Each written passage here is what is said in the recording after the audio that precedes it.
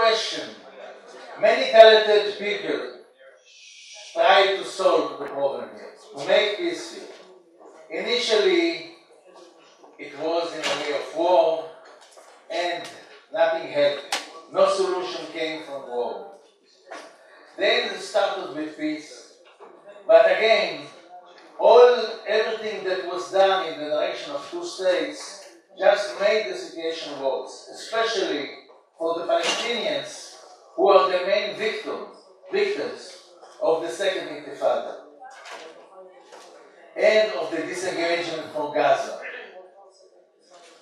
So I think that before coming and suggesting alternative programs, which are quite different, quite similar, who knows, two states within one federation, or two states like the Jami that I didn't see anything new meaningfully there. I didn't see anything that changes. We have to learn from the failures. And I arrived to the conclusion, my personal experience is in making technological revolutions. Making them and marketing them. And marketing a revolution is the most difficult marketing that exists. So we have here a very complex problem that we cannot solve without getting to the roots and understanding why do we have these problems. Presumably we have two people that own the same land. Palestine and Israel is the same thing. There's no need to attack the Fatah because they show Philistine is the entire country. Because this is Philistine. These are two names for the same country. So the question is how we resolve this problem. What is the problem? Presumably two people fighting on the same piece of land. But the real problem is that there is a conflict that has to be solved. If we look and see the fact, if we go to the roots of what happens here, we'll see that there are not two people. And I will give you more details about it, how many people reach this conclusion. But if we understand that the problem doesn't exist in reality, two people, it doesn't exist in reality, we can understand that nobody can solve it. Who can solve in reality, not in imagination, in reality, a problem that doesn't exist in reality? This is impossible to do. So nobody will solve this problem because it doesn't exist. Everybody can come with imagination, federation, two states, whatever. We have to first understand and learn that we are dealing with a problem that doesn't exist. Now I will start and give you an example from physics. The initial religions, they thought that the star system is geocentric, that the Earth is in the center of the universe. And over the years they came and made calculation and it became that complex to explain everything that it was almost impossible, like the situation that we are living here today in. And then Copernicus said that actually the sun is in the center and not Earth. And the church didn't attack him only because he died in the same time that his revelation were published. A bit after that one, the telescope and the lens were invented. And then Galileo Galilei was able to make better measurements, and he was certain about the conclusion of Copernicus. And he came and said to the church, to everybody, and then he was attacked. People know the story. The same thing here. Israel Belkin from Nili, from the Israeli right. David Ben-Gurion and Yitzhak Zvi from the Israeli left spoke about it. That the origin of the Falachim, of the peasants, the Palestinian peasants, and once the majority of the Palestinians were peasants, they are from the people of Israel. Even a German researcher said it before Belkin. And Ben-Gurion said that the common origin of the Palestinians and the Jews here in the country is the base for the future solution.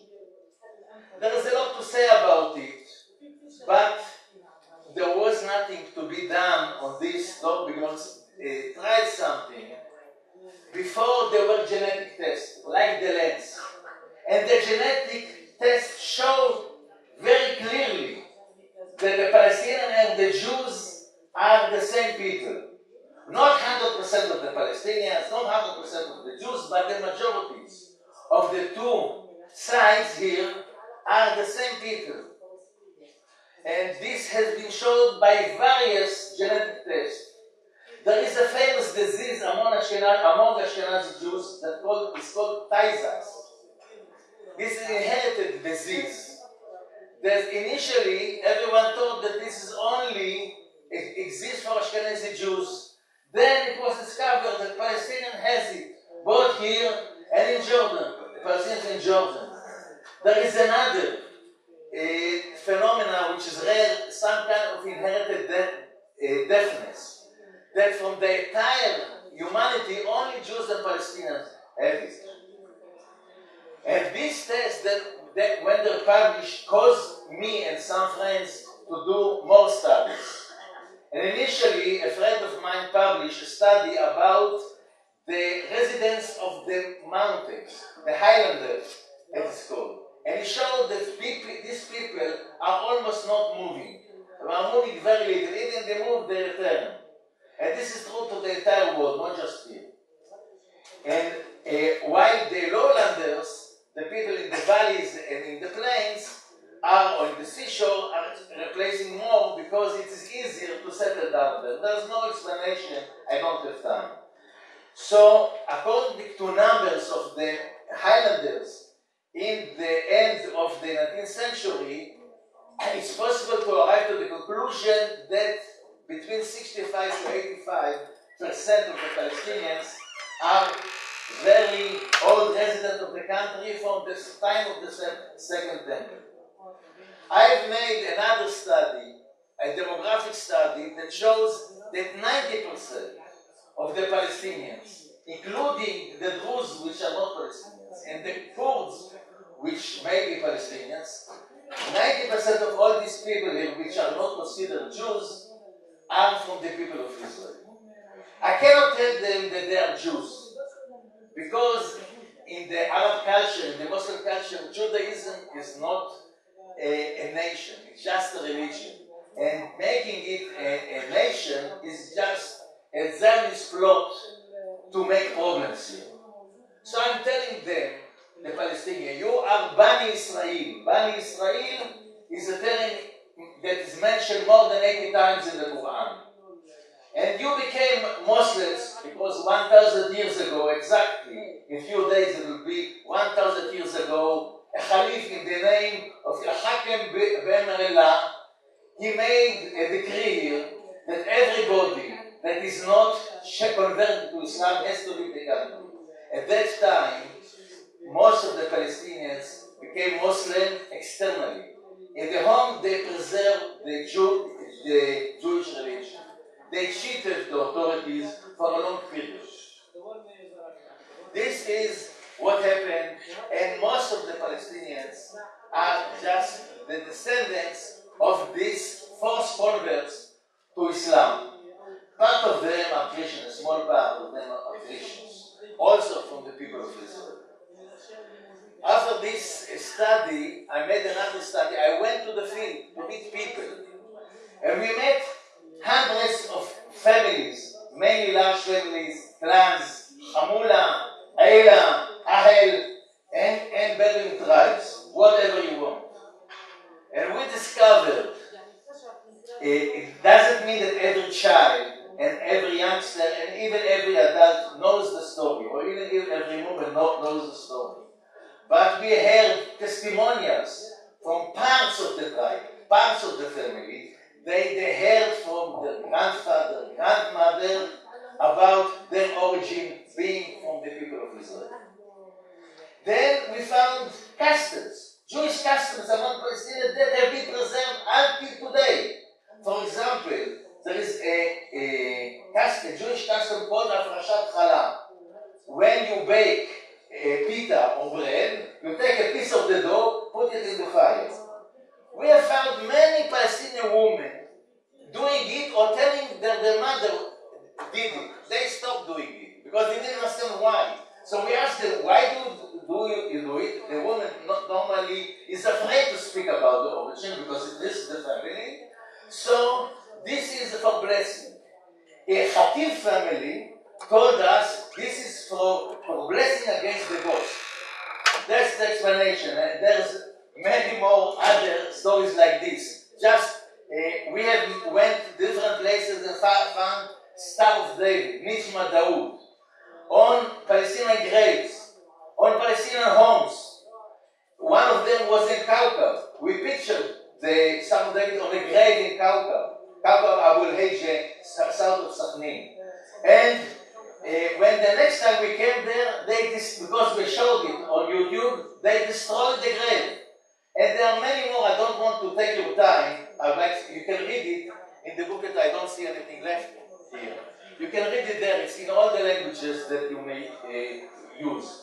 In any case, the conclusion was that we arrived to 80% of the Palestinians that in the clans, not necessarily in the small family, in the tribe, there is knowledge of signs or even names. For example, do you know that in Jordan there are 5,000 people called Kohen? They've been living, part of them lived in Gaza, and they either left or changed their name. There are people called Lafi. What is Lafi? Levi, in Arabic, you cannot say Zvi, you say Fi, Levi. But there's no sukun in the beginning of the word, so you say Lafi. In Bet Safafa, Bet Lahia, in Aza, and I have also part in Bishr al-Sad. They are Lafi. And there is Abu Hatzira. On their mosque in Gaza, there is the picture of Rabbi Yaakov Abu Hatzira. And there are more and more and more. In Yatta, this is the most known story. In the Yatta, 90% of the population speak about the Jewish origin. In 1947, UNESCO, the United Nations Special Committee on Palestine, said that Yatta is a Jewish settlement, a Jewish village, because the majority are Jews. So these people in Yatta were forced also to become Muslim, but they still have a lot of Jewish customs. So the question is, what do we do with this? And the solution is, if there are no two people, there is one people, we have to recognize the truth. Of course, all the Palestinians have Arab culture. We are not saying that you don't have an Arab culture. You are Arab by your culture. Like the same thing that Sharansky and Lieberman are Russian by their culture. But their nationality is Jewish. This is why they came from Russia to here. And the same thing, the Palestinians here, those that wish it and think that this is better to them, will return to our people without forcing any religion, with freedom of religion. If they want, they can stay Muslim, secular, Christian, whatever they want. But we are one people.